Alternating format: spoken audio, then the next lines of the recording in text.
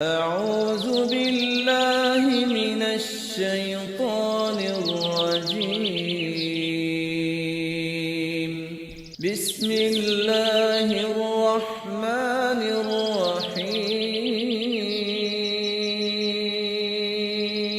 الرحمن علم القرآن خلق الإنسان علمه البيان الحمد للہ وکفا وسلام علی عبادہ الذین اصطفیٰ اشہد ان لا الہ الا اللہ وحدہ لا شریک لہ واشہد ان محمدا عبدہ ورسولہ صلی اللہ علیہ وآلہ وسلم اما بعد۔ ناظرین کرام، خلاصہ مضامین قرآن کے سلسلے میں آج کے پروگرام میں انشاءاللہ 11ویں پارے کے مضامین کا جائزہ لیا جائے گا۔ ناظرین کرام، 11ویں پارے کے آغاز پر سورۃ التوبہ جاری ہے اور آج کے اس 11ویں پارے میں سورہ توبہ کے 5 رکوع شامل ہیں، اور اس کے علاوہ سورہ یونس مکمل اس میں شامل ہے، اور پھر اس کے بعد سورہ ہود کی ابتدائی 5 آیات بھی آج کے پارے میں شامل ہیں۔ ناظرین کرام، جہاں 10ویں پارے کا اختتام ہوا تھا، آپ کو یاد ہوگا کہ وہاں پہ اللہ کریم نے ان معذور مسلمانوں کا ذکر فرمایا تھا جو کسی عذر کی وجہ سے غزوہ تبوک میں شرکت نہیں کر سکے، اور ان کے عذر کو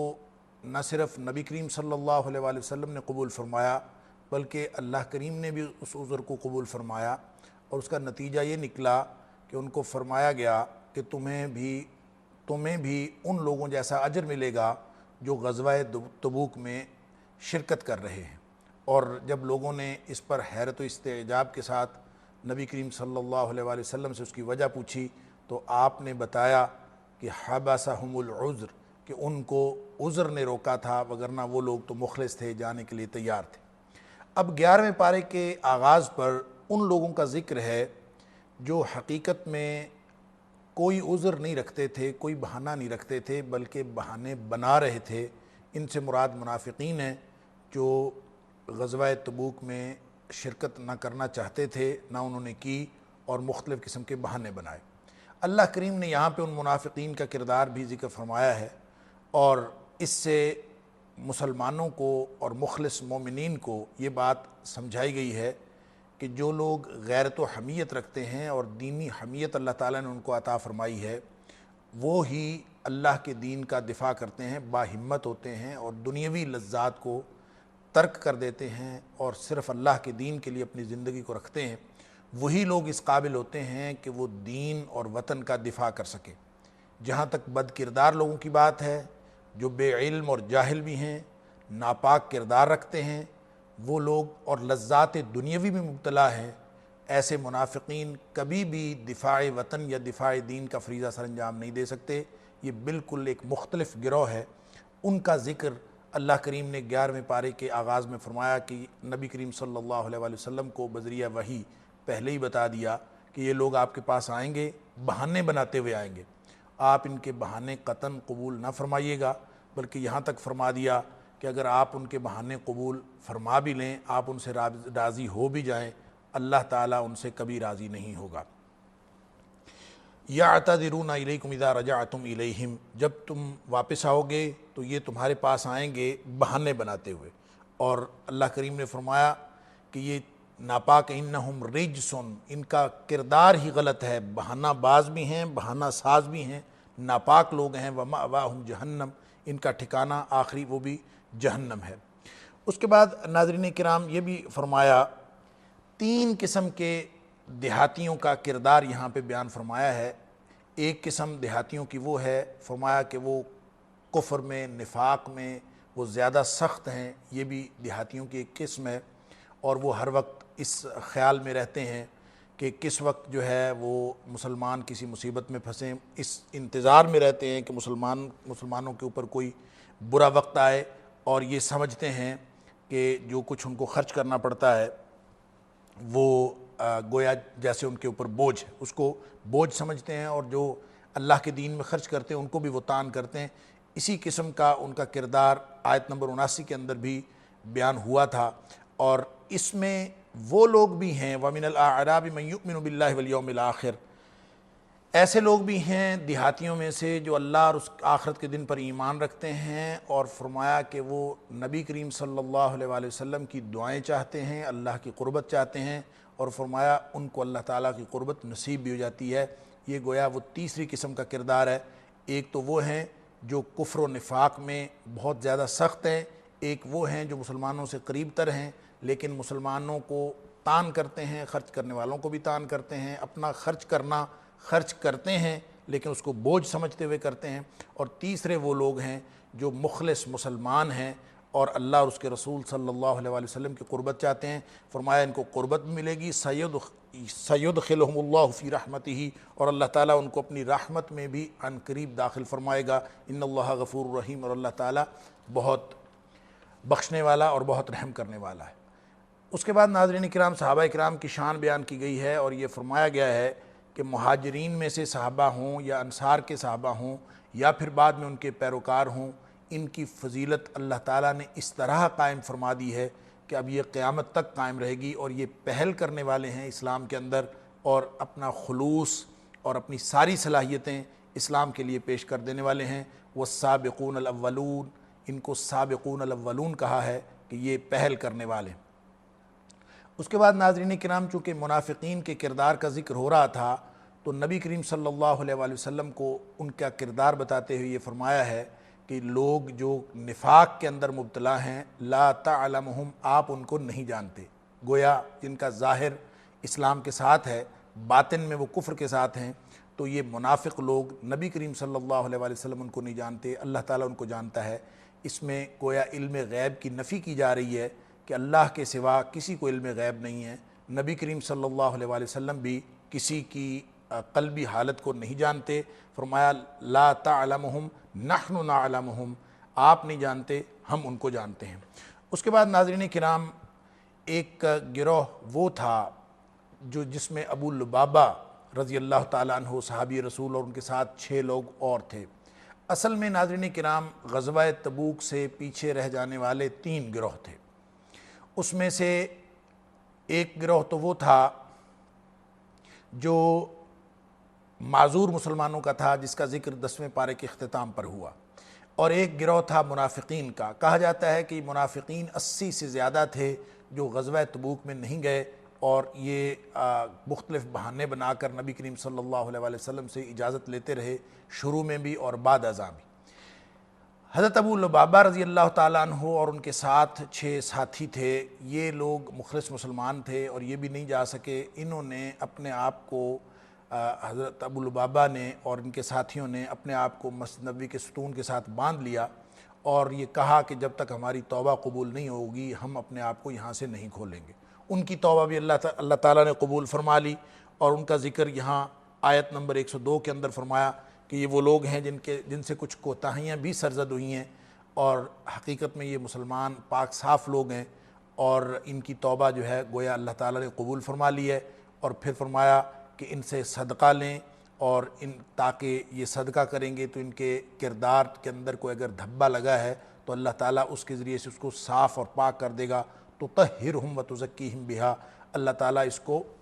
ان کو صاف کر دے گا۔ تطہرہم وتزکیہم بہا، اللہ تعالیٰ ان کا تزکیہ فرما دے گا اور ان کو ظاہر و باطن کو صاف کر دے گا۔ صلی علیہم، فرمایا کہ ان کے لیے دعا بھی فرمائیے، ان صلاتک سکن لہم، آپ کی جو دعا ہے ان کے لیے باعث اطمینان ہوگی۔ اور پھر اللہ تعالیٰ نے یہ فرمایا کہ یہ جو صدقات دیں گے اللہ تعالیٰ توبہ بھی قبول فرماتا ہے، اور یہ جو صدقات دیں گے صدقات کی اللہ تعالیٰ پرورش فرماتا ہے۔ اس کی یاخذ الصدقات کا معنی مفسرین کرام نے یہ لکھا ہے کہ اللہ تعالیٰ پرورش فرماتا ہے، ان کو پالتا ہے، اور اس کی تفصیل جو ہے وہ حدیث کے اندر بھی آتی ہے۔ بخاری شریف کی حدیث ہے، نبی کریم صلی اللہ علیہ وسلم نے فرمایا جو کچھ تم اللہ کے راہ میں صدقہ کرتے ہو اللہ تعالیٰ اس کو اس طرح سے پالتا ہے جس طرح سے تم گھوڑے کے بچے کو پالتے ہو، پوری احتیاط کے ساتھ۔ اور پھر اس کا نتیجہ یہ نکلتا ہے کہ کسی شخص نے اگر ایک کھجور اللہ کی راہ میں صدقہ کی ہوتی ہے تو وہ بالآخر پہاڑ بن جاتی ہے، اللہ تعالیٰ اس طرح سے ان صدقات کی پرورش فرماتا ہے، ان کو بڑھاتا ہے۔ اس کے بعد ناظرین آیت نمبر 106 کے اندر ان لوگوں کا ذکر ہے جن کا معاملہ مؤخر کر دیا گیا تھا۔ یہ ایک اور گروہ تھا مخلص مسلمانوں کا جو 3 آدمیوں پر مشتمل تھا، حضرت کعب بن مالک رضی اللہ تعالیٰ عنہ، حضرت مرارہ بن ربیع رضی اللہ تعالیٰ عنہ اور حضرت ہلال بن امیہ رضی اللہ تعالیٰ عنہ۔ ان 3 مخلص مسلمانوں کا معاملہ مؤخر کر دیا گیا تھا، اس لیے کہ یہ لوگ غزوہ تبوک میں شامل تو نہیں ہوئے، ان کے پاس کوئی عذر بھی نہیں تھا، اور انہوں نے نبی کریم صلی اللہ علیہ وآلہ وسلم کی واپسی پر آپ کو کوئی عذر پیش بھی نہیں کیا، اور بلکہ سچ بتا دیا کہ وہ اپنی سستی کی وجہ سے، کاہلی کی وجہ سے وہ شریک نہیں ہو سکے، ان کے پاس کوئی بہانہ نہیں ہے۔ انہوں نے گویا سچ بتا دیا، اللہ تعالیٰ نے ان کا معاملہ مؤخر فرما دیا، اور اس کا ذکر آیت نمبر 106 میں بھی ہے، وَآخَرُونَ مُرْجَوْنَ لِأَمْرِ اللَّهِ، جو اللہ کے حکم کا انتظار کر رہے تھے اور ان کا معاملہ مؤخر کر دیا گیا تھا۔ اسی طرح آیت نمبر 118 کے اندر بھی ان کا ذکر ہے۔ ناظرین کرام، ان کا معاملہ بہت طول پکڑ گیا، نبی کریم صلی اللہ علیہ وآلہ وسلم نے ان کا معاملہ مؤخر اس طرح فرمایا کہ تمام مومنین مسلمانوں کو ان سے بائیکاٹ کا حکم فرما دیا، ان کے خاندان، ان کے رشتہ دار اور تمام مسلمانوں نے ان کے خلاف بائیکاٹ کر دیا، سوشل بائیکاٹ یعنی سماجی بائیکاٹ ہو گیا۔ 30 دن گزرے تو نبی کریم صلی اللہ علیہ وآلہ وسلم نے یہ حکم فرمایا کہ اپنی بیویوں سے بھی الگ ہو جاؤ، اور بیویوں سے بھی بائیکاٹ کر دیا گیا۔ بیویاں جو ہیں ان کی چھوڑ کے چلے گئیں۔ حضرت کعب بن مالک رضی اللہ تعالیٰ عنہ کی روایت بخاری شریف کے اندر بھی موجود ہے، بڑی طویل حدیث ہے کہ خاصا ان کو پریشانی ہوئی، اور حضرت کعب فرماتے ہیں کہ اس طرح کے معاملات خراب ہو گئے کہ جو رومیوں کی طرف سے پیغام بھی آیا، غسانی بادشاہ نے یہ پیغام بھیجا کہ تمہارا رسول، تمہارا آقا صلی اللہ علیہ وآلہ وسلم تمہارے ساتھ اچھا سلوک نہیں کر رہے، تم ہمارے پاس آؤ، ہم تمہیں انعام و اکرام بھی دیں گے، اور مختلف جو ہے وہ ان کی طرف سے آفرز لے کے آیا۔ یہ بہت بڑی آزمائش تھی، اور حضرت کعب بن مالک رضی اللہ تعالیٰ عنہ اور دیگر 2 صحابہ کو اللہ تعالیٰ نے اس آزمائش میں کامیاب فرمایا، اور یہ 40 دن تک تقریباً یہ بائیکاٹ رہا۔ بالآخر اللہ تعالیٰ نے ان کی معافی وحی کے ذریعے سے قبول فرما لی، اور نبی کریم صلی اللہ علیہ وآلہ وسلم نے ان کو مبارکباد دی، اور یوں ان کا معاملہ ختم ہوا۔ اس کا ذکر آیت نمبر 106 میں اور 118 کے اندر ہے۔ اس کے بعد ناظرین کرام مسجد ضرار کا ذکر ہے، والذین اتخذوا مسجدا ضرارا، جنہوں نے ضرر پہنچانے کے لیے مسجد بنائی تھی۔ یہ ناظرین کرام آیت نمبر 107 اور 108 اور 110 تک یہ اس مسجد ضرار کا ذکر ہے۔ اس میں ایک اور مسجد کا بھی ذکر ہے، اس سے علی التقوی، جو مسجد تقوی پر بنائی گئی تھی۔ یعنی یہ تھوڑا سا کمپیریزن بھی ہے کہ ایک مسجد ہے جو مسلمانوں کو نقصان پہنچانے کے لیے بنائی گئی، اور ایک مسجد جو ہے اس کی بنیاد تقوی پر ہوئی۔ جس مسجد کی بنیاد تقوی پر رکھی گئی اس سے مراد کون سی مسجد ہے؟ بعض مفسرین نے اس کو مسجد قباء کہا ہے، اور بعض مفسرین نے اس کو مسجد نبوی کہا ہے، اس لیے کہ دونوں ہی مساجد کی بنیاد پہلے دن سے تقوی پر رکھی گئی تھی۔ لیکن مسجد قباء جن لوگوں نے مراد لیا ہے اس کی وجہ یہ ہے کہ مسجد قباء اور مسجد ضرار جغرافیائی طور پر یعنی جگہ کے اعتبار سے ایک دوسرے کے قریب تھیں، اور شاید ان دونوں کا کمپیریزن اسی لیے کیا گیا، واللہ اعلم۔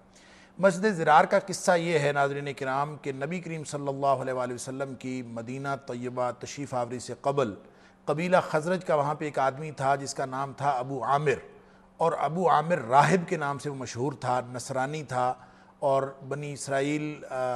کے ساتھ، بنی اسرائیل کی قوم کے ساتھ اس کے بڑے قریبی روابط تھے، اور وہ اہل کتاب کا تقریباً تمام علم بھی رکھتا تھا۔ اس اعتبار سے وہ نیکی میں مشہور ہو گیا، اور لوگ اس کی طرف رجوع کرتے تھے، اور نبی کریم صلی اللہ علیہ وآلہ وسلم کی مدینہ طیبہ تشریف آوری پر اس کو اپنی اہمیت میں کمی کا احساس ہوا۔ اس بنیاد پر نبی کریم صلی اللہ علیہ وآلہ وسلم سے یہ شخص حسد کرنے لگا، اور مختلف منافقین کو اپنے ساتھ ملا کر اسلام اور مسلمانوں کے خلاف سازشوں میں شریک ہو گیا۔ بعد ازاں یہ انتظار کرتا رہا کہ کوئی موقع اس کو ہاتھ آئے۔ غزوہ بدر میں اس کو اور زیادہ تکلیف ہوئی کہ مسلمانوں کو اللہ تعالیٰ نے فتح عطا فرما دی۔ اسی طرح غزوہ احد کے اندر بھی اس نے بہت سارا کردار ادا کیا۔ کہتے ہیں کہ اس نے بہت سارے گڑھے کھودے تھے، میدان احد کے اندر، جس سے مسلمانوں کو نقصان بھی پہنچا، اور یہ بھی روایات میں آتا ہے کہ جس گڑھے میں گر کر نبی کریم صلی اللہ علیہ وآلہ وسلم کے دندان مبارک شہید ہوئے تھے، وہ گڑھا بھی اسی شخص نے، ابو عامر راہب نے کھودا تھا، اور یہ فاسق آدمی وہاں سے مدینہ سے مکہ چلا گیا تھا اور مختلف قسم کی سرگرمیاں اسلام کے خلاف سازشوں میں مصروف تھا۔ پھر اس نے قیصر روم کے ساتھ رابطہ کیا، ان لوگوں کو مدینہ پر حملہ کی دعوت دی،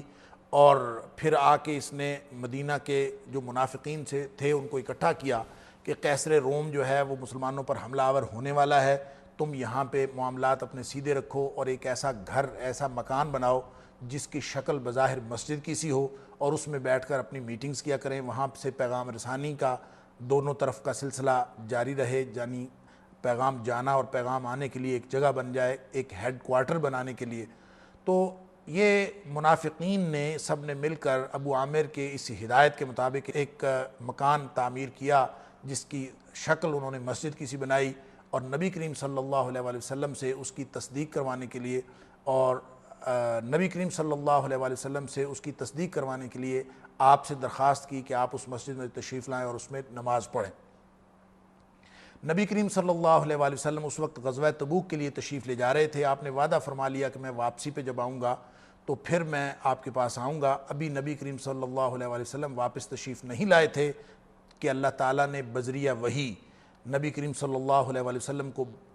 یہ مطلع فرما دیا کہ یہ لوگ جنہوں نے مسجد کے نام سے یہ کمین گاہ بنائی ہے، یہ تو مسلمانوں کے خلاف ایک سازش ہے، آپ اس میں کبھی نماز نہ پڑھیں۔ اور گویا نبی کریم صلی اللہ علیہ وآلہ وسلم کو نہ صرف اللہ تعالیٰ نے اطلاع فرمائی بلکہ وہاں پہ نماز پڑھنے سے بھی روک دیا، بلکہ یہ فرمایا گیا کہ نماز پڑھے جانے کی زیادہ حقدار وہ مسجد ہے جس کو تقویٰ کی بنیاد پر کھڑا کیا گیا ہے، وہ مسجد قباء ہے یا مسجد نبوی ہے۔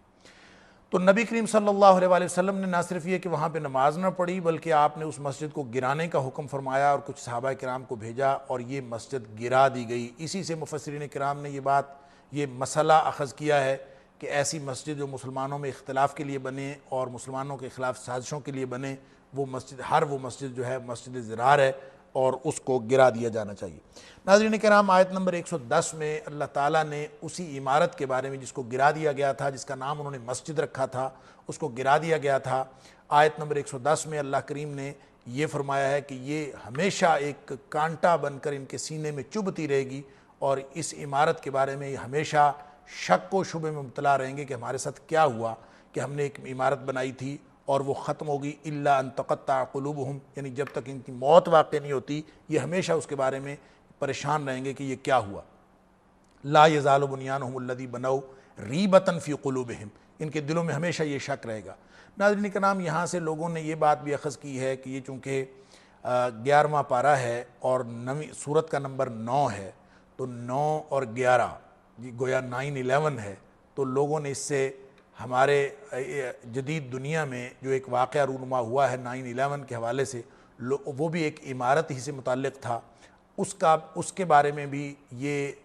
مسئلہ اخذ کرنے کی کوشش کی ہے کہ اس کا مطلب یہ ہے قرآن پاک چونکہ ایک زندہ کتاب ہے اور ہر دور کے لیے رہنمائی فراہم کرتا ہے، تو اس کا مطلب ہے وہ عمارت جو 9/11 کو گرائی گئی تھی وہ بھی ہمیشہ اس کے بنانے والوں کے لیے ایک کھٹکا بن کر ان کے دلوں میں رہے گی، کس نے گرائی، کیوں گرائی اور کیا ہوا۔ ایک ہمیشہ کے لیے اللہ تعالیٰ نے ان کے دلوں میں جب تک ان کی موت واقع نہیں ہو جاتی ان کے دلوں میں ایک کانٹا جو ہے وہ گویا چبھ گیا ہے۔ تو اس آیت کا ایک اور مناسبت یہ ہے کہ ایک تو 9/11 کی مناسبت سورت نمبر 9 اور پارہ نمبر 11، اور ایک یہ مناسبت نکالی گئی ہے کہ اس آیت کا نمبر 110 ہے سورہ توبہ کی، اور وہ عمارت جو 9/11 کو گرائی گئی تھی وہ بھی 110 منزلہ عمارت تھی۔ واللہ عالم، ہو سکتا ہے یہ ساری مناسبتیں ٹھیک ہوں اور اللہ کریم کا یہ ارشاد جو ہے اس عمارت کے بنانے والوں کے دل میں بھی اسی طرح ایک کھٹکے کی نشاندہی فرما رہا ہے جس طرح سے مسجد ضرار بنانے والوں کے دل میں کھٹکا رہا۔ اس کے بعد ناظرین کرام، آیت نمبر 111 میں اللہ کریم نے ایک بہت بڑی حقیقت کی طرف نشاندہی فرمائی ہے، اور وہ حقیقت یہ ہے کہ کوئی شخص جب مومن ہوتا ہے، اللہ اور اس کے رسول صلی اللہ علیہ وآلہ وسلم کا کلمہ پڑھتا ہے، تو وہ حقیقت میں ایک سودا کرتا ہے، ایک وہ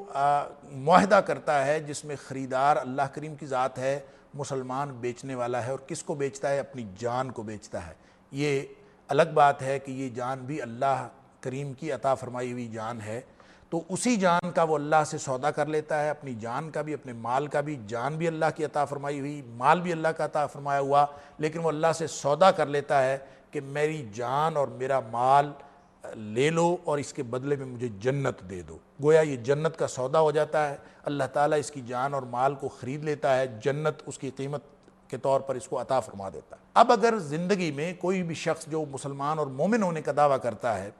وہ اللہ کے راستے میں اپنی جان یا اپنا مال خرچ کرنے سے اپنے آپ کو روکے، یا اپنا مال اور اپنی جان کو چھپا کے رکھے اور اس کو لے کے اللہ کے راستے میں خرچ نہ کرے، تو اس کا مطلب ہے یہ تو معاہدے سے انحراف کر رہا ہے، یہ تو بددیانتی کا مظاہرہ کر رہا ہے، یہ بدنیت ہے، اور ایسے بدنیتوں کو اور بددیانتوں کو اللہ تعالیٰ کبھی جنت عطا نہیں فرماتے۔ گویا مومن کا کام یہ ہے، مومن کی شان یہ ہے کہ اللہ اور اس کے رسول صلی اللہ علیہ وآلہ وسلم کے راستے میں اور اللہ کے دین کے راستے میں جب کبھی ضرورت پڑے، اس کا مال بھی اس کے لیے حاضر ہو اور اس کی جان بھی اس کے لیے حاضر ہو۔ اس حقیقت کی نشاندہی فرمائی ہے کہ ان اللہ اشتری من المؤمنین انفسهم واموالهم بان لهم الجنہ، کہ اللہ نے سودا فرما لیا ہے مومنوں کے ساتھ ان کی جانوں کے بدلے میں اور ان کے مال کے بدلے میں، اور فرمایا کہ یہی اصل کامیابی ہے جو اللہ تعالیٰ مومنین کو عطا فرمائے گا۔ اس کے بعد مومنین کی کچھ صفات بیان فرمائی ہیں کہ یہ مومن جو ہوتے ہیں یہ توبہ کرنے والے ہوتے ہیں، اللہ کی بندگی کرنے والے ہوتے ہیں، روزے رکھنے والے ہوتے ہیں، جہاد کرنے والے ہوتے ہیں، رکوع اور سجدہ کرنے والے، اللہ کی طرف نیکی کا حکم دینے والے اور برائی سے روکنے والے، اور اللہ کی حدود کا تحفظ کرنے والے، اس کی پابندی کرنے والے یہ لوگ ہوتے ہیں۔ اور اس کے بعد مشرکین کے لیے استغفار کی ممانعت فرمائی گئی ہے نبی کریم صلی اللہ علیہ وآلہ وسلم کو کہ آپ جو ہے مشرکین کے لیے کبھی استغفار نہ فرمائیں، اللہ تعالیٰ نے مشرک کو معاف نہیں کرنا۔ اور حضرت ابراہیم علیہ السلام کے استغفار کی مثال دی گئی ہے کہ حضرت ابراہیم علیہ السلام نے اپنے والد سے وعدہ کیا تھا کہ میں استغفار کروں گا، اور جب حضرت ابراہیم علیہ السلام کو واضح ہو گیا کہ وہ تو پکا کافر ہے، تو آپ نے صرف اس وعدے کی پاسداری میں استغفار کی بات کی اور بعد میں اس کو چھوڑ دیا۔ فلما تبین لہ انہ عدو للہ تبرأ منہ، جب یہ پتہ چل گیا کہ وہ تو اللہ کا دشمن ہے تو آپ نے اس سے برات کا اظہار کر دیا۔ ان ابراہیم لأواہ حلیم، چونکہ ابراہیم علیہ السلام بڑے نرم دل تھے اور بردبار تھے، اس لیے انہوں نے وعدے کی پاسداری کی، وگرنہ جب پتہ چل گیا تو برات کا اظہار کر دیا۔ اس کے بعد ناظرین کرام آگے جا کے اللہ تعالیٰ نے پھر غزوہ تبوک کو جیش عسرت قرار دیا ہے، ساعت العسرہ۔ یہ جیش عسرت تھا، یعنی تنگی کا لشکر تھا، اور اس تنگی کے وقت میں جن جن لوگوں نے مدد کی، وہ چاہے مہاجر تھے، چاہے انصار تھے، اور چاہے ان کے پیروکار تھے، جن جن لوگوں نے اللہ کے دین کی مدد کی اور غزوہ تبوک میں حصہ لیا، دامے درمے قدمے سخنے، جس طرح بھی حصہ لیا، اللہ تعالیٰ نے ان کے درجات کی بلندی کی خوشخبری سنائی ہے۔ اور اس کے بعد پھر وہ آیت نمبر 118 ہے جس کا میں نے پہلے ذکر کیا، وَعَلَى الثَّلَاثَةِ الَّذِينَ خُلِّفُوا حَتَّى إِذَا ضَاقَتْ عَلَيْهِمُ الْأَرْضُ بِمَا رَحُبَتْ وَضَاقَتْ عَلَيْهِمْ أَنفُسُهُمْ، کہ وہ اس بائیکاٹ کا ذکر ہے کہ جب ان کی اپنی جانیں ان کے اوپر تنگ ہو گئیں اور پوری زمین اپنی کشادگی کے باوجود ان کے اوپر تنگ ہو گئی۔ ظاہر ہے جب بائیکاٹ ہو گیا، اور ان تین بندوں کی بات ہے جن کی بعد میں اللہ تعالیٰ نے توبہ قبول فرما لی، ثم تاب علیہم لیتوبوا ان اللہ هو التواب الرحیم، چونکہ ان کا کردار اچھا تھا، پاک صاف لوگ تھے اور سچے لوگ تھے، اللہ تعالیٰ نے فرمایا ایسے سچوں کے ساتھ اللہ بھی ہے اور تم لوگ بھی سچوں کے ساتھ ہو جاؤ۔ یا ایھا الذین آمنوا اتقوا اللہ وکونوا مع الصادقین، اے اہل ایمان اللہ کا تقوی اختیار کرو اور سچوں کا ساتھ دیا کرو، جس طرح کے اللہ کریم نے ان کی سچائی کی وجہ سے ان کی توبہ قبول فرما لی۔ اس کے بعد ناظرین کرام ان لوگوں کا ذکر ہے کہ جنہوں نے جو لوگ پیچھے رہ گئے اور انہوں نے بہانے مختلف بنائے، اور یہ بتایا جا رہا ہے کہ جو لوگ پیچھے رہ گئے ان کو وہ اجر کیسے مل سکتا ہے، جن لوگوں نے وادیاں سر کیں اور بھاگے اور بھوک اور پیاس اور شدت سفر کی وہ اختیار کی۔ اس کے بعد ناظرین کرام آیت نمبر 122 کے اندر اللہ تعالیٰ نے فرمایا ہے کہ سب لوگ، اگر جہاد کا نفیر عام کا بھی اعلان ہو جائے تو سب لوگوں کو نہیں جانا چاہیے، بلکہ کچھ لوگ ایسے ہوں جو اللہ کے دین میں تخصص حاصل کریں، دین کا علم آخری حد تک حاصل کریں اور دوسروں کے لیے دینی رہنمائی کا سبب بنیں، ایسا ایک فرقہ ہونا چاہیے، ایسا گروہ ہونا چاہیے۔ فلولا نفر من کل فرقۃ منہم طائفۃ لیتفقہوا فی الدین، ایک دین کی سمجھ بوجھ حاصل کرنے کے لیے ایک طائفہ ہونا چاہیے، اور وہ اٹھ کے نکلے اور اللہ کے دین کا علم حاصل کر کے لوگوں کو۔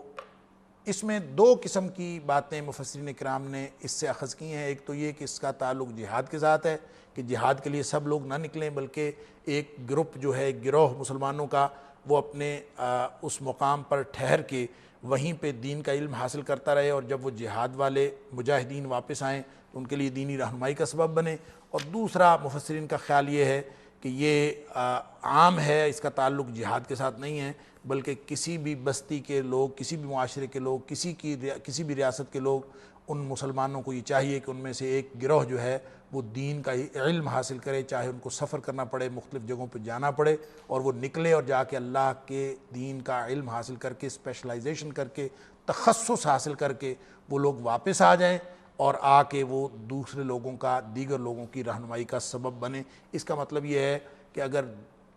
کچھ ایک تو بنیادی تعلیم وہ ہے ناظرین کرام جو ہر مسلمان پر فرض ہے، اور وہ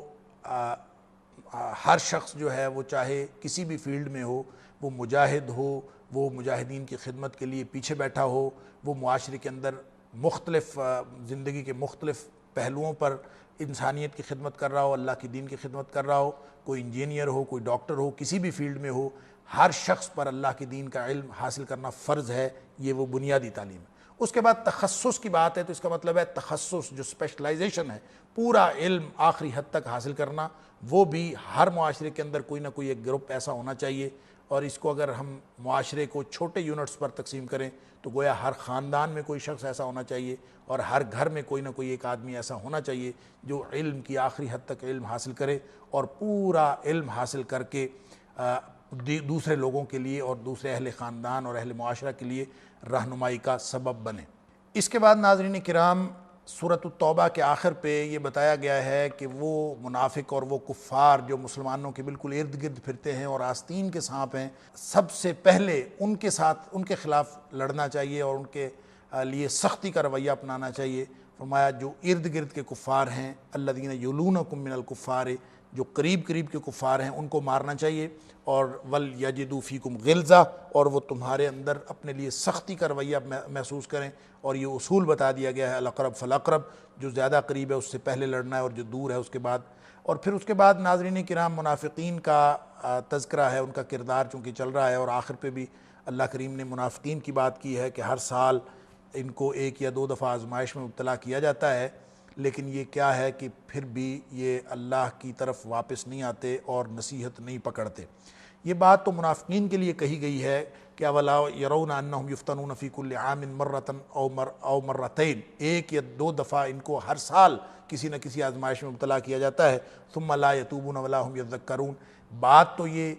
منافقین کے لیے ہے، لیکن یہ اس کے اندر حکم کے اندر عموم ہے کہ کوئی بھی شخص جو آزمائش دیکھے اور پھر بھی اللہ کی طرف نہ آئے، تو فی زمانہ بھی ہر سال مسلمانوں پر بھی اور اہل پاکستان کے اوپر بھی بے شمار آزمائشیں آتی ہیں، اور ہر آزمائش اس بات کا تقاضا کرتی ہے کہ رجوع الی اللہ کیا جائے، اللہ کی طرف واپس لوٹا جائے اور نصیحت پکڑی جائے۔ اور اگر کوئی شخص ان واقعات سے، ان آزمائشوں سے نصیحت نہیں پکڑتا تو گویا اس کا کردار منافقین والا کردار ہے، اللہ تعالیٰ اس سے محفوظ فرمائے۔ ناظرین کرام، ناظرین کرام، سورۃ التوبہ کی جو آخری آیت ہے اس کے بارے میں حدیث پاک میں آتا ہے کہ کوئی بھی شخص اگر یہ آیت 7 دفعہ صبح اور 7 دفعہ شام، حسبی اللہ لا الہ الا ہوا، آیت کے اندر تو یہ کہا گیا ہے وَفَإِن تَوَلَّوْا، اگر لوگ نہیں مانتے، فَقُلْ، تو اے حبیب صلی اللہ علیہ وسلم آپ یہ فرمایا کریں، حسبی اللہ لا الہ الا ہو علیہ توکلت، کہ مجھے اللہ کافی ہے جس کے سوا کوئی الہ نہیں، اور اسی پر میرا بھروسہ ہے، وہ رب العرش العظیم، اور وہ بڑے عرش کا مالک ہے۔ تو فرمایا کہ یہ تم کہا کرو۔ اور حدیث پاک میں آتا ہے، ابو داؤد شریف کی حدیث ہے کہ جو شخص اس آیت کو حسبی اللہ سے آگے اس آیت کو 7 دفعہ صبح اور 7 دفعہ شام پڑھے تو اللہ تعالیٰ اس کو ہر قسم کی فکر سے آزاد فرما دیتا ہے، تمام غم اس کے ختم ہو جاتے ہیں، اللہ تعالیٰ اس کو بے فکری عطا فرما دیتا ہے۔ اللہ تعالیٰ اس بات کی بھی پابندی کرنے کی توفیق عطا فرمائے۔ ناظرین کرام، اس کے بعد سورہ یونس ہے، اور سورہ یونس مکی صورت ہے، اور اس مکی صورت میں جیسا کہ دیگر مکی صورتوں کے اندر عقائد کا بیان ہے، سورہ یونس کے اندر بھی عقائد کا بیان ہے، خاص طور پر عقیدہ توحید بیان کیا گیا ہے، اللہ اور بندے کے تعلق کی وضاحت فرمائی گئی ہے، یعنی الوہیت کا عبدیت کے ساتھ کس طرح کا تعلق قائم ہونا چاہیے، عبد کو عبد بن کے اپنی عبدیت کا اظہار کس طرح سے کرنا چاہیے تاکہ وہ الوہیت کو، یعنی اللہ کریم کی شان کو، اللہ کریم کی مشیت کو، اللہ کریم کی رضا کو اپنی طرف مائل کر لے اور اللہ تعالیٰ کی توجہ حاصل کر لے۔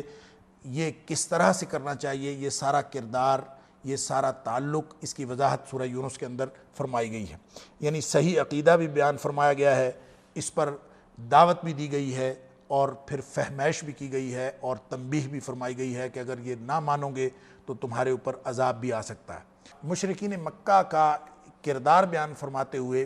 سب سے پہلی بات یہ بیان فرمائی گئی کہ وہ نبی کریم صلی اللہ علیہ وآلہ وسلم کے بشر ہونے پر تعجب کرتے ہیں۔ ناظرین کرام، یہ ہر دور کے مشرکین کا وتیرہ رہا ہے کہ وہ نبی اکرم صلی اللہ علیہ وآلہ وسلم کے بشریت پر اعتراض کرتے ہیں اور اس پر تعجب کا اظہار کرتے ہیں۔ یہی بات انہوں نے کی، ان اوحینا الی رجل منہم، ان کا اعتراض یہ تھا کہ ہمارے جیسا آدمی اس کے اوپر یہ نازل ہو گیا ہے، تو فرمایا کہ اللہ تعالیٰ جس کو چاہتا ہے اس کو یہ عطا فرماتا ہے، یہ نبوت وحبی چیز ہے، کسبی چیز نہیں ہے۔ اور پھر نبی کریم صلی اللہ علیہ وآلہ وسلم کو وہ جادوگر بھی کہتے تھے، قرآن کو جادو کہتے تھے، ان ھذا لساحر مبین۔ نبی کریم صلی اللہ علیہ وآلہ وسلم پر ایک اعتراض تو بشر ہونے کا تھا، اور دوسرا اعتراض ان کا یہ تھا کہ آپ جو ہیں وہ کھلے جادوگر ہیں۔ یہ ہر دور کے مشرکین اسی طرح کی بات کرتے رہے۔ تو اس کے بعد اللہ کریم نے اپنی صفات بیان فرمائی ہیں، اور صفات ربوبیت اور صفات خالقیت بیان فرما کے فرمایا ذالکم اللہ ربکم فاعبدوہ، اس طرح کی صفات جو رکھتا ہے وہ اصل میں تمہارا رب ہونا چاہیے۔ تو دنیا میں ربوبیت کے لیے جتنے بھی دعوے ہیں ان تمام دعووں کی یکسر نفی ہو جاتی ہے کہ اگر کوئی شخص اس طرح کی خصوصیات رکھتا ہے وہ تو رب ہونے کا دعویٰ کرے، اور کوئی شخص جس کے اندر اس میں سے کوئی بھی خصوصیت نہیں وہ رب ہونے کا دعویٰ کر ہی کیسے سکتا ہے؟ یہ سارے دعوے غلط ہیں۔ رب مالک تو وہ ہے جو اللہ ہے، ذالکم اللہ ربکم فاعبدوہ، اسی کی عبدیت میں آ جاؤ۔ پھر اس کے بعد اس کائنات کی تخلیق اور دوبارہ جو زندگی ملنی ہے اس کا ذکر ہے کہ انہ یبدأ الخلق ثم یعیدہ، اللہ تعالیٰ پیدا بھی فرماتا ہے، زندگی عطا بھی فرماتا ہے، اور پھر دوبارہ بھی اس کا اعادہ بھی وہی فرمائے گا۔ تو کہنے کا مطلب یہ ہے، یہ بیان کرنے کا مطلب یہ ہے کہ اللہ تعالیٰ کی صفت تخلیق جو ہے اس کی تکمیل کا تقاضا یہ ہے کہ وہ دوبارہ زندگی عطا فرمائے۔ تو مشرکین کا ایک اعتراض یہ بھی تھا، اور ان کی سمجھ سے یہ بات بالا تر تھی کہ اللہ تعالیٰ دوبارہ زندگی کیسے دے گا۔ تو یہاں پہ اللہ تعالیٰ کی مختلف صفات بیان فرمائی گئی ہیں، اور پھر اس کے بعد جس طرح سے مشرکین اللہ تعالیٰ کے ساتھ سلوک کرتے تھے اور اللہ تعالیٰ کو پکارنے میں جس طرح سے کنجوسی کا اور بدبختی کا اظہار کرتے تھے، اللہ تعالیٰ نے اس کا ذکر فرمایا ہے کہ جب تو ان کو کوئی مصیبت نازل ہوتی ہے تو تنگی میں وہ اللہ کو یاد کرتے ہیں، اور جب ان کی مصیبت ختم ہو جاتی ہے تو پھر وہ چھوڑ دیتے ہیں۔ پھر اس کے بعد کفار مکہ کو تنبیہ کی گئی ہے کہ گزشتہ اقوام جو ہیں اپنے اسی کردار کی وجہ سے ہلاک ہو گئیں اور تباہ و برباد ہو گئیں، اور تم اپنا کردار صحیح کر لو، ایسا نہ ہو کہ تم بھی اسی طرح کے معاملات میں پھنس جاؤ۔ اس کے بعد ناظرین کرام، کفار کی ایک خواہش کا ذکر اللہ کریم نے ارشاد فرمایا ہے کہ کفار مکہ اس بات کی خواہش کا اظہار کرتے تھے کہ قرآن کے اندر آپ تبدیلی فرما دیں۔ نبی کریم صلی اللہ علیہ وآلہ وسلم کو یہ کہتے تھے کہ قرآن جو ہے وہ اس کی بجائے کوئی اور لے آؤ، یا اس کے اندر تبدیلی کر دو، او بدل ہو، اس کو تبدیلی کر دو۔ نبی کریم صلی اللہ علیہ وسلم کو یہ سمجھایا گیا کہ آپ ان کو فرمائیں قل ما یکون لی ان ابدلہ من تلقاء نفسی۔ کتنی بیوقوفی اور حماقت کی بات ہے کہ تم لوگ اتنی بات نہیں سمجھتے کہ یہ قرآن میں اپنی طرف سے نہ لکھ سکتا ہوں، نہ اپنی مرضی سے اس کو بدل سکتا ہوں۔ ان اتبع الا ما یوحی الیہ، میں تو صرف اس کی پیروی کرتا ہوں جو میری طرف وحی کیا جاتا ہے۔ یہ گویا قرآن میرا بنایا ہوا نہیں ہے، یہ اللہ کریم کا کلام ہے،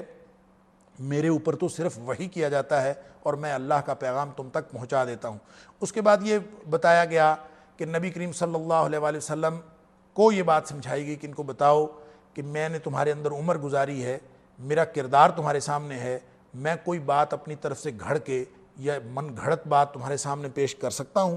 افلا تعقلون، تمہیں اتنی بات سمجھ نہیں آتی؟ اس کے بعد اللہ کریم نے مشرکین مکہ کا عقیدہ بیان فرمایا۔ عام طور پہ یہ سمجھا جاتا ہے ناظرین کرام کہ مشرکین جو ہیں وہ اللہ کو نہیں مانتے، ایسا ہرگز نہیں ہے۔ مشرکین ہر دور کے اللہ کو مانتے رہے ہیں، اور مشرکین مکہ بھی اللہ کو مانتے تھے، اور اس عقیدے کو، مشرکین مکہ کے اس عقیدے کو قرآن پاک میں کم از کم 4 مقامات پر بیان فرمایا گیا ہے کہ مشرکین مکہ جو ہیں وہ اللہ کو مانتے تھے۔ پھر اگر اللہ کو مانتے تھے، یعنی ان سے کم از کم 4 مقامات پر، مختلف مقامات پر قرآن پاک میں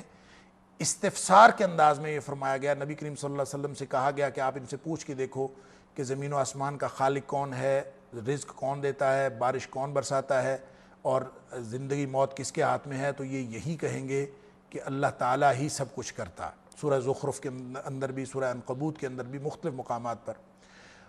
پھر جب یہ اللہ کو مانتے ہیں تو پھر یہ شرک کیوں کرتے ہیں، اور ان بتوں کو، ان مورتیوں کو، یا ان بزرگوں کی قبروں کو یہ کیا سمجھتے ہیں، اور کس بنیاد پر یہ شرک میں مبتلا ہوتے ہیں؟ اس عقیدے کا اظہار اس سورہ یونس کی اس آیت نمبر 18 کے اندر فرمایا گیا ہے کہ وَيَعْبُدُونَ مِن دُونِ اللَّهِ مَا لَا يَضُرُّهُمْ وَلَا يَنفَعُهُمْ، اللہ کو چھوڑ کر یہ ایسے لوگوں کی بندگی کرتے ہیں جو نہ تو ان کو فائدہ دے سکتے ہیں، نہ ان کو نقصان دے سکتے ہیں۔ وَيَقُولُونَ هَؤُلَاءِ شُفَعَاؤُنَا عِندَ اللَّهِ، عقیدہ ان کا یہ ہے کہ یہ کہتے ہیں کہ یہ اللہ کے ہاں ہمارے سفارشی ہیں، کرتا سب کچھ اللہ ہے، سارے کام اللہ کے ہاتھ میں ہیں، ہم تو ان کے پاس اس لیے جاتے ہیں کہ یہ ہماری سفارش کر دیں اللہ کے سامنے، گویا ہماری ان کے آگے اور ان کی اللہ کے آگے۔ یہ عقیدہ تھا مشرکین مکہ کا، جو اللہ اور اس کے رسول صلی اللہ علیہ وآلہ وسلم کے دشمن ٹھہرے، اور جن کے جہنمی ہونے کا سرٹیفکیٹ اللہ نے قرآن میں ارشاد فرمایا، اور ان کا عقیدہ یہ تھا وَيَقُولُونَ هَؤُلَاءِ شُفَعَاؤُنَا عِندَ اللَّهِ، کہ اللہ کے ہاں یہ ہمارے سفارشی ہیں۔ اللہ تعالیٰ فرماتا ہے کہ تم وہ بات کرتے ہو کہ جس کا آسمان و زمین میں کسی کو علم نہیں، صرف تمہیں علم ہے۔ اللہ کو کسی سفارشی کی ضرورت ہے؟ عجیب بات ہے کہ جو اللہ یہ اعلان فرماتا ہے کہ میں تمہارے قریب ہوں، جب چاہو جس وقت چاہو مجھے پکارو، اس کے لیے تمہیں سفارشیوں کی ضرورت ہے۔ تو یہ عقیدہ بد یہاں بھی بیان ہوا مشرکین کا، اور سورہ زمر کے اندر بھی آیت نمبر 3 میں ناظرین کرام، وہ آگے 24ویں پارے میں آئے گا، جس میں اسی طرح کا ذکر وہاں پہ بھی ہے ان کے عقیدے کا کہ ما نعبدہم، ہم ان کی بندگی نہیں کرتے۔ مشرکین مکہ یہ کہتے ہیں ما نعبدہم الا لیقربونا الی اللہ زلفیٰ، ہم ان کی بندگی نہیں کرتے، ہم تو ان کے پاس اس لیے جاتے ہیں کہ یہ ہمیں اللہ کے قریب کر دیں۔ گویا یہی اصل میں شرک ہے کہ کوئی شخص اللہ کی قربت کے لیے، اللہ کی بندگی کے لیے، اللہ کے ساتھ رشتہ عبدیت استوار کرنے کے لیے وہ یہ سمجھے کہ مجھے کوئی قریب کر دے گا یا میری سفارش کر دے گا۔ ہؤلاء شفعاؤنا عند اللہ، یہی اصل میں مشرکین مکہ کا عقیدہ تھا۔ اس کے بعد ناظرین کرام یہ بتایا گیا ہے کہ توحید تو اللہ کریم نے ہر شخص کی فطرت میں رکھ دی ہے، اور اس کا مظہر یہ ہے اور اس کا اظہار اس وقت ہوتا ہے کہ کوئی بھی شخص جب پھنسا ہوا ہوتا ہے، خاص طور پہ یہاں پہ مثال دی کہ اگر سمندر میں کشتی جا رہی ہو، وہ طوفان کی موجوں میں پھنس جائے، تو اس وقت تم کس کو پکارتے ہو؟ مخلصین لہ الدین، پھر صرف اللہ کو پکارتے ہو۔ یہ دعوا اللہ مخلصین لہ الدین، صرف اللہ کو خالص۔ اس وقت کوئی ان کو اپنا شریک یاد نہیں آتا، اس وقت کوئی مورتی یاد نہیں آتی، کوئی بزرگ یاد نہیں رہتا، بلکہ صرف اور صرف وہ ہے، وہ اللہ کو پکارتے ہیں۔ اس وقت وہ کسی بزرگ کو بھی اللہ کے سامنے واسطے کے طور پر پیش نہیں کرتے، لیکن عام حالات میں کہتے ہیں کہ ہم بزرگوں کے پاس جائیں گے تو پھر وہ اللہ سنیں گا، وہاں اس وقت نہیں پکارتے۔ فلما انجاہم اذا ہم یبغون فی الارض بغیر الحق، پھر وہی بات جب ان کو نجات مل جاتی ہے تو پھر ان کا کردار وہی پھر سے شروع ہو جاتا ہے، وہ شرک کرنا شروع کر دیتے ہیں۔ پھر اس کے بعد اللہ تعالیٰ نے دنیا کی ناپائیداری کی مثال دی ہے کہ جیسے کھیتی اگتی ہے، ہری بھری ہو جاتی ہے، اس کے اوپر جو ہے وہ پھل لگ جاتا ہے، پھر وہ خشک ہو جاتی ہے، تیار ہو جاتی ہے کہ اس میں سے فصل حاصل کر لی جائے، تو اس کے بعد اگر اللہ کا عذاب آ جائے، اس کے اوپر بارش طوفان آ جائے اور وہ کھڑی کھڑی کھیتی ساری ملیا میٹ ہو جائے، تو فرمایا دنیا کا حال بھی یہی ہے کہ اس کے اوپر قطعاً اعتبار نہیں کیا جا سکتا، انتہائی ناپائیدار اور ناقابل اعتبار۔ اس کے بعد آخرت میں دو قسم کے جو لوگ ہیں، نیک لوگ اور برے لوگ، ان کا ذکر ہے کہ نیک لوگوں کو اللہ تعالیٰ روشن چہرے عطا فرمائے گا اور یہ روشن چہروں کے ساتھ خوش ہوں گے، جبکہ جو کافر ہیں ان کے چہرے بھی سیاہ ہوں گے اور وہ پریشان ہوں گے۔ اس کے بعد آخرت میں جو عابد و معبود کا ٹکراؤ ہے، یعنی جو دنیا کے خود ساختہ معبودان باطل،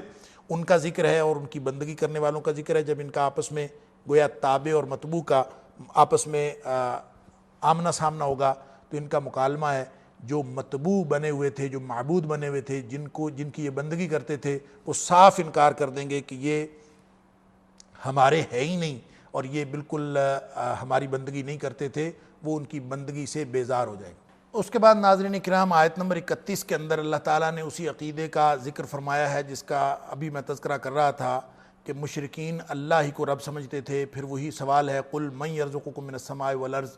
اے حبیب صلی اللہ علیہ وسلم ان سے پوچھئے، سوال کیجئے کہ رزق کون عطا فرماتا ہے، مالک کون ہے، سماعتیں بصارتیں کس کے ہاتھ میں ہیں؟ تو یہ کہیں گے، ان کا جواب یہی ہوگا فَسَيَقُولُونَ اللَّهُ، کہ اللہ ہی سب کچھ کرتا ہے۔ تو پھر اللہ تعالیٰ سوال فرماتے ہیں کہ ان سے پوچھو فَأَنَّىٰ تُصْرَفُونَ، تم کدھر پھر الٹے پھرے جاتے ہو اگر سب کچھ اللہ تعالیٰ ہی فرماتا ہے۔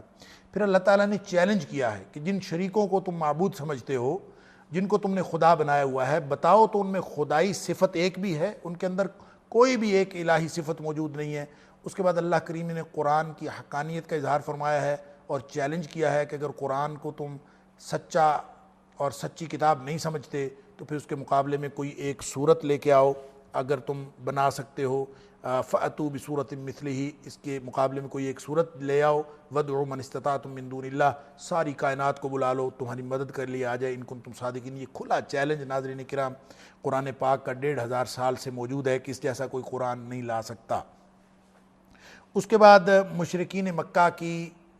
بدعمالیوں سے برات کا اظہار فرمایا گیا ہے اور ان کو عذاب سے ڈرایا گیا ہے، اور پھر اس کے بعد قرآن پاک کا ذکر ہے۔ قرآن پاک اللہ کی طرف سے شفا بن کے، نصیحت بن کے، رحمت بن کے اور ہدایت بن کے نازل ہو چکا ہے،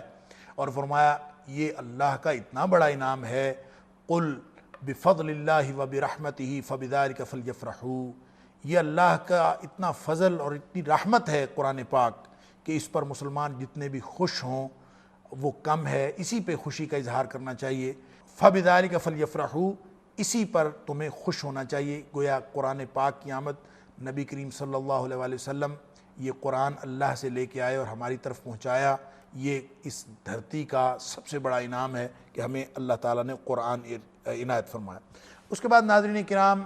ولایت کیا ہوتی ہے، ولی اللہ کیا ہوتا ہے، کون ہوتا ہے ولی اللہ؟ اس کی ڈیفینیشن اللہ تعالیٰ نے بیان فرمائی ہے سورہ یونس کی آیت نمبر 62 اور 63 کے اندر، اور یہ یعنی کون صحیح سچے متقی کون ہوتے ہیں؟ الا ان اولیاء اللہ لا خوف علیہم ولا هم يحزنون الذین آمنوا وکانوا یتقون، کہ اصل مومنین یعنی اصل ولی اللہ کون ہوتا ہے؟ وہ نہیں ہوتا جس نے خاص قسم کا روپ دھارا ہوا ہو، خاص بھیس بدل کے پھر رہا ہو، وہ ولی اللہ نہیں ہوتا، بلکہ اصل ولی اللہ وہ ہوتا ہے جس کا ایمان اور تقوی اس کے کردار سے ظاہر ہو، جس نے کردار پیش کیا ہو، الذین آمنوا وکانوا یتقون، جس کا تقوی ان کے کردار سے ظاہر ہو، وہی لوگ جو ہیں گویا دل میں ایمان ہو اور عمل اس کی تصدیق کر رہا ہو تو وہ ولی اللہ ہے۔ ہر ایرا غیرہ جو ہے خاص قسم کا لباس پہن کر، خاص قسم کے رسم و رواج اپنا کر وہ دعویٰ نہیں کر سکتا کہ وہ اللہ کا ولی ہے۔ اس کے بعد مشرکین مکہ کے عقیدے کی نوعیت بیان فرمائی گئی ہے، ان یتبعون الا الظن وان هم الا یخرصون، مشرکین کبھی کسی دلیل پہ بات نہیں کرتے۔ یہ پوری تاریخ کے اندر جہاں کہیں جب کبھی کسی بھی دور کے مشرکین کی بات ہے، ان کے پاس کبھی کوئی دلیل نہیں ہوتی، اٹکل پچو باتیں ہوتی ہیں، گمان کی باتیں ہوتی ہیں، خیالات ہوتے ہیں، اور خیالات کی بنیاد پر کہانیاں بنائی ہوئی ہوتی ہیں، ان کہانیوں کے بلبوتے پہ ان کا پورا دین چل رہا ہوتا ہے، اور یہ گمان اور اٹکل پچو اس کے علاوہ مشرکین کا کوئی عقیدہ نہیں ہوتا، اس کی کوئی دلیل نہیں ہوتی، اس کی کوئی بنیاد نہیں ہوتی۔ اس کے بعد اللہ کریم نے ارشاد فرمایا ہے کہ مشرکین ہوں یا منافقین ہوں یا دنیا کے دوسرے کفار ہوں، وہ دنیا کے اندر جو ان کو رزق ملا ہوا ہے یا غلبہ عطا ہوا ہے تو یہ تو چند دن کی بات ہے، متاع فی الدنیا ثم الینا مرجعہم، جتنا دنیا میں انہوں نے مزے لینے ہیں لے لیں، پھر انہوں نے ہماری طرف واپس لوٹنا ہے۔ جب ہماری طرف واپس لوٹیں گے ثم نذیقہم العذاب الشدید بما کانوا یکفرون، ان کے کفر کی وجہ سے ان کو شدید عذاب جو ہے وہ پہنچنے والا ہے۔ اس کے بعد ناظرین کرام حضرت نوح علیہ السلام کی قوم کی مثال دی گئی ہے کہ مشرکین مکہ کو یہ سمجھایا گیا ہے کہ جس طرح نوح علیہ السلام کی قوم نے حضرت نوح علیہ السلام کی دعوت پر کان نہیں دھرا اور وہ اللہ کی توحید کی طرف نہیں آئے، اپنے شرک پر اڑے رہے اور اپنی جو آباء و اجداد کی روش تھی اسی پر قائم رہے، اس وجہ سے اللہ تعالیٰ نے ان کے اوپر عذاب نازل فرمایا اور وہ سارے کے سارے غرق کر دیے گئے۔ پھر قوم موسیٰ کا ذکر ہے، حضرت موسیٰ علیہ السلام اور حضرت ہارون علیہ السلام کی قوم کی مثال دی گئی ہے کہ ان کی قوم کا کردار جو تھا وہ بھی تکبر پر مبنی تھا، انہوں نے بھی حق کا انکار کیا تھا اور وہ لوگ بھی اپنے بزرگوں کے راستے سے ہٹنا نہیں چاہتے تھے، اور موسیٰ علیہ السلام اور ہارون علیہ السلام کے خلاف وہ ہمیشہ یہی اعتراض کرتے تھے کہ تم جو ہو ہمیں اپنے بزرگوں کے راستے سے ہٹانا چاہتے ہو۔ آیت نمبر 78 کے اندر فرمایا قالوا اجئتنا لتلفتنا عما وجدنا علیہ آباءنا، کہ تم تو ہمیں اپنے بزرگوں کے دین سے ہٹانے کے لیے آئے ہو۔ یہ موسیٰ علیہ السلام اور ہارون علیہ السلام پر وہ الزام لگاتے تھے، یہ بھی کہتے تھے کہ تم تو ہمیں بڑا بننا چاہتے ہو، ہمارے سرداری چاہتے ہو اور ہمیں اپنے بزرگوں کے دین سے ہٹا کر اپنی سرداری قائم کرنا چاہتے ہو۔ اور پھر ان جو معجزات حضرت موسیٰ علیہ السلام لے کے آئے تھے ان کو انہوں نے جادو کہا، جادوگروں کے ساتھ مقابلہ ہوا، حق کی فتح ہوئی، اللہ تعالیٰ نے حضرت موسیٰ علیہ السلام کو فتح عطا فرما دی۔ چونکہ یہ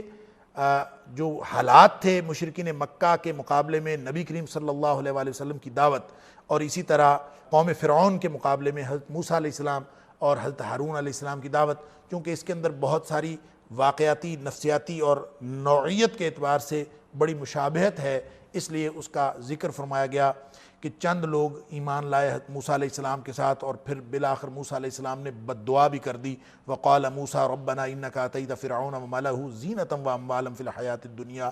کہ اللہ تو نے ان کو دنیا میں جو غلبہ عطا فرمایا ہے، جو دنیا کی ساری خوبصورتیاں، سارا جلال، سارا جمال ان کو عطا فرما دیا ہے، ربنا لیضلوا عن سبیلک، یہ تو اس کے ذریعے سے تیرے راستے سے روکتے ہیں، ربنا اطمس علی اموالہم واشدد علی قلوبہم فلا یؤمنوا حتی یروا العذاب العلیم، کہا کہ یہ مومن تو بننے سے رہے، یہ ان کا بد دعا فرمائی کہ اللہ ان کے مال چھین لے، ان کی سلطنت ختم کر دے۔ حضرت موسیٰ علیہ السلام نے یہ دعا فرمائی، اللہ تعالیٰ نے وہ دعا فوراً قبول فرما لی، فرمایا قال قد اجیبت دعوتکما فاستقیما، اے موسیٰ و ہارون ہم نے تمہاری دعا قبول فرما لی۔ اب ناظرین اکرام اس میں بھی ایک نقطہ ہے کہ اللہ تعالیٰ نے حضرت موسیٰ علیہ السلام کی اور حضرت ہارون علیہ السلام کی دعا فوراً قبول فرما لی، لیکن اس میں واقعتاً اور حقیقتاً زمانی فرق کے لحاظ سے کتنا وقت لگا کہ وہ دعا قبول ہوئی۔ 40 برس لگے جب حضرت موسیٰ علیہ السلام نے دعا کی تھی، اور جب وہ دعا قبول ہوئی اس دعا کی قبولیت میں 40 برس کا عرصہ لگا ہے۔ تو اگر حضرت موسیٰ علیہ السلام اس پر بے صبری کا اظہار کر دیتے کہ میں نے دعائیں بھی کیں اللہ نے قبول ہی نہیں کی، جیسے ہم بے صبری کا اظہار کرتے ہیں کہ ہماری دعائیں پتہ نہیں کدھر جاتی ہیں، تو حقیقت بات یہ ہے کہ جب اللہ نے فوراً قبول فرمائی تو ہمارے وقت کے پیمانوں کے حساب سے 40 برس اس میں گزر گئے۔ تو گزارش یہ ہے کہ اللہ کے وقت کے پیمانے اور ہیں، ہمارے وقت کے پیمانے اور ہیں۔ اللہ کے ہاں ہمارے 1000 سال کا ایک دن ہوتا ہے، قرآن پاک کے اندر اس بات کی نشاندہی فرمائی گئی ہے۔ تو ایسا ممکن ہے کہ اللہ تعالی ہماری دعا قبول فرمائے، اپنے وقت کے پیمانے کے حساب سے 1 سیکنڈ بعد قبول ہونی ہو تو وہ سیکنڈ ہمارے اعتبار سے کئی سال پر محیط ہو سکتا ہے، 1 منٹ کی بات ہو کئی سال گزر سکتے ہیں اس میں۔ لہٰذا جیسا نبی کریم صلی اللہ علیہ وآلہ وسلم نے خوشخبری فرمائی ہے کہ مومن کی دعا کبھی رد نہیں جاتی، وہ یقیناً اور لازماً قبول کی جاتی ہے، البتہ قبولیت کی شکلیں مختلف ہو سکتی ہیں، اس لیے دعا کرتے وقت ہمیشہ اس تیقن کے ساتھ، اس ایقان اور اس کامل ایمان کے ساتھ دعا کرنی چاہیے کہ اللہ تعالیٰ مومن کی دعا کبھی رد نہیں کرتا اور ہمیشہ اس کو قبول فرماتا ہے۔ اس کے بعد فرعون کی لاش کا ذکر ہے کہ اس کو جب ڈبکی لگی فرعون کو تو اس نے یعنی غرق ہوا پانی میں، تو اس نے فوراً کہہ دیا تھا کہ میں تو ایمان لے آیا موسیٰ علیہ السلام اور ہارون علیہ السلام کے رب پر۔ تو اللہ تعالیٰ فرماتا ہے کہ اس وقت کا ایمان تو قابل قبول نہیں ہے، اور پھر اللہ تعالیٰ نے یہ بھی پیشگوئی فرما دی کہ اس کا جو بدن ہے، اس کی جو لاش ہے فرعون کی، وہ قیامت تک کے لیے لوگوں کے لیے بطور عبرت رکھی جائے گی۔ اور کہا یہ جاتا ہے کہ آج کل قاہرہ کے میوزیم میں، یعنی مصر کے اندر میوزیم میں اسی فرعون کی لاش موجود ہے جس فرعون نے حضرت موسیٰ علیہ السلام کی دعوت کے خلاف اپنے آپ کو انا ربکم الاعلی کہا تھا۔ اللہ تعالیٰ نے ہمیشہ کے لیے اس کو نشان عبرت بنا دیا۔ اس کے بعد وحی الہی پر شک کرنے والوں کو ایک اور مشورہ دیا گیا ہے کہ اگر تمہیں شک ہے اللہ تعالیٰ کی وحی پر تو تم اہل کتاب سے پوچھ لو، یعنی اہل کتاب سے پوچھو وحی کیا ہوتی ہے، وحی کی نوعیت کیا ہوتی ہے، چونکہ اہل کتاب جو ہیں وہ بھی ایک الہامی دین، اللہ تعالیٰ کی طرف سے نازل شدہ دین پر قائم ہونے کا دعویٰ رکھتے ہیں۔ تو ان سے پوچھو کہ جب اللہ کی طرف سے وحی آتی ہے تو وہ کس طرح کی ہوتی ہے۔ تمہیں اگر مسلمانوں کی بات پر، نبی کریم صلی اللہ علیہ وسلم کی بات پر یقین نہیں آتا تو وہ ان سے پوچھ لو۔ اس کے بعد حضرت یونس علیہ السلام کا ذکر ہے، اور شاید اسی ذکر کی وجہ سے اس سورت کا نام یونس رکھا گیا ہے۔ ناظرین کرام، تو اللہ تعالیٰ نے یہاں یہ ارشاد فرمایا ہے آیت نمبر 98 کے اندر کہ کسی قوم کے اوپر آیا ہوا عذاب نہیں ٹلتا سوائے حضرت یونس علیہ السلام کی قوم کے، یعنی حضرت یونس علیہ السلام کی قوم پر آیا ہوا عذاب ٹل گیا تھا۔ یہ واحد ایک استثناء ہے، وگرنہ جب اللہ کا عذاب آ جاتا ہے اس وقت نہ کسی کی توبہ قبول ہوتی ہے، نہ اس وقت کی دعا قابل قبول ہوتی ہے۔ یہ حضرت یونس علیہ السلام کی قوم کے ساتھ یہ واقعہ ہوا کہ ان کی دعا قبول ہو گئی۔ اس واقعے کی ناظرین کرام لمبی تفصیلات مفسرین کرام نے لکھی ہیں، مختصراً یہ ہے کہ نینوا شہر کے اندر یونس علیہ السلام کو بھیجا گیا تھا کہ وہ وہاں جا کے تبلیغ کریں۔ آپ نے وہاں پہ تبلیغ فرمائی، وہاں کے لوگوں نے آپ کی دعوت کو حسب روایت جس طرح سے کسی بھی قوم کے سردار کرتے تھے، انہوں نے حضرت یونس علیہ السلام کی دعوت کو ٹھکرا دیا۔ حضرت یونس علیہ السلام نے ان سے کہا کہ تم اگر اللہ کی وحدانیت کو تسلیم نہیں کرو گے، میری نبوت کو تسلیم نہیں کرو گے، تمہارے اوپر عذاب آ جائے گا۔ اس پر ان لوگوں نے پوچھا کتنے دنوں میں عذاب آ جائے گا؟ حضرت یونس علیہ السلام یہ کہہ بیٹھے کہ 40 دنوں کے اندر اندر تمہارے اوپر عذاب آ جائے گا۔ پھر اللہ سے دعائیں کرنے لگے کہ اللہ 40 دن کے اندر اندر ان کے اوپر عذاب لے آ۔ انہوں نے کہا کہ اس کا مطلب یہ ہے کہ اگر 40 دن کے اندر عذاب آ گیا پھر اس کا مطلب یہ ہوگا کہ یونس علیہ السلام سچے ہیں، پھر ہم سب ایمان لے آئیں گے، اور اگر 40 دنوں کے اندر عذاب نہ آیا تو پھر ہم تمہیں قتل کر دیں گے۔ اب حضرت یونس علیہ السلام جو ہیں وہ اللہ تعالیٰ سے دعائیں کرنے لگے ہیں کہ اللہ اس قوم پر 40 دن کے اندر عذاب لے آ۔ اللہ تعالیٰ نے فرمایا کہ میرا یہ طریقہ نہیں ہے، میری یہ روایت نہیں ہے، میں کسی قوم کو مہلت دیتا ہوں، قانون امحال رہتا ہے، اللہ تعالیٰ مہلت دیتا ہے اور مہلت دے کر حجت تمام فرمانے کے بعد پھر عذاب نازل کرتا ہے۔ حضرت یونس علیہ السلام دعا کرتے رہے، اس طرح سے مفسرین کرام نے لکھا ہے 35-36 دن گزر گئے اور عذاب نہیں آیا۔ حضرت یونس علیہ السلام مایوس ہو گئے کہ اس کا مطلب ہے عذاب تو نہیں آئے گا تو یہ لوگ مجھے قتل کر دیں گے۔ آپ نے اس خطرے سے، اس خدشے کے پیش نظر آپ نے نینوا شہر کو چھوڑ دیا، وہاں سے ہجرت کر کے نکل گئے۔ اور قرآن کہتا ہے کہ حضرت یونس علیہ السلام جو ہیں وہ غصے میں نکلے تھے، اللہ سے ناراض ہو کے نکلے تھے، اور اس پر جو ہے اللہ تعالیٰ نے حضرت یونس علیہ السلام کو سبق سکھایا۔ اور سبق کیا سکھایا؟ جب وہ وہاں سے نکلے تو آپ کے ساتھ آپ کے بچے بھی تھے، آپ کی اہلیہ بھی تھیں، راستے میں واقعات ایسے ہوئے، بچے بھی چھن گئے، اہلیہ بھی چھن گئی، پھر خود اکیلے رہ گئے۔ سمندر میں ایک کشتی تیار تھی، سمندر کے کنارے پہنچے، سمندر میں ایک کشتی تیار تھی، اس پر سوار ہو گئے، راستے میں کشتی رک گئی۔ انہوں نے کہا کہ ہماری کشتی اس طرح اس وقت پھنسا کرتی ہے جب کوئی اپنے آقا سے فرار ہونے والا غلام ہماری کشتی میں سوار ہو۔ یونس علیہ السلام سمجھ گئے وہ تو میں ہی ہوں، اپنے خالق، اپنے آقا حقیقی سے میں بھاگا ہوا ہوں، اور شاید اسی فرار کی وجہ سے یہ کشتی رکی ہے۔ انہوں نے کہا، جہاز والوں نے، کشتی والوں نے کہا کہ ہم پھر اس بندے کو کشتی سے نکال کر سمندر میں پھینکتے ہیں تو کشتی چلا کرتی ہے۔ انہوں نے فرمایا کہ پھر میں ہوں، مجھے پھینک دیجئے۔ جہاز والوں نے سمجھا کہ یہ بزرگ آدمی شاید اپنے آپ کو ہمیں بچانے کے لیے پیش کر رہا ہے۔ انہوں نے قرآن اندازی کی، 3 دفعہ قرآن اندازی کی، تینوں دفعہ حضرت یونس علیہ السلام کا نام نکلا۔ وہ سمجھتے رہے کہ یہ غلط ہے، پھر قرآن اندازی کریں، 3 دفعہ جب نام نکلا تو انہوں نے بالآخر یونس علیہ السلام کو سمندر میں پھینک دیا۔ اللہ کے حکم سے مچھلی نے ان کو اپنے پیٹ میں لے جا کر محفوظ کر لیا۔ اللہ تعالیٰ نے مچھلی کو حکم دیا اس کو کھانا نہیں ہے۔ 40 دن تک حضرت یونس علیہ السلام مچھلی کے پیٹ میں رہے، سمندروں کا اندھیرا اور پانیوں کا اندھیرا اور پھر نیچے مچھلی کے پیٹ کا اندھیرا۔ ان اندھیروں کے اندر حضرت یونس علیہ السلام یہ پکار اٹھے، لا الہ الا انت سبحانک انی کنت من الظالمین، اللہ تیرے سوا کوئی معبود نہیں، تو پاک ہے، غلطی میری ہے، انی کنت من الظالمین، میں ظالموں میں سے ہوں۔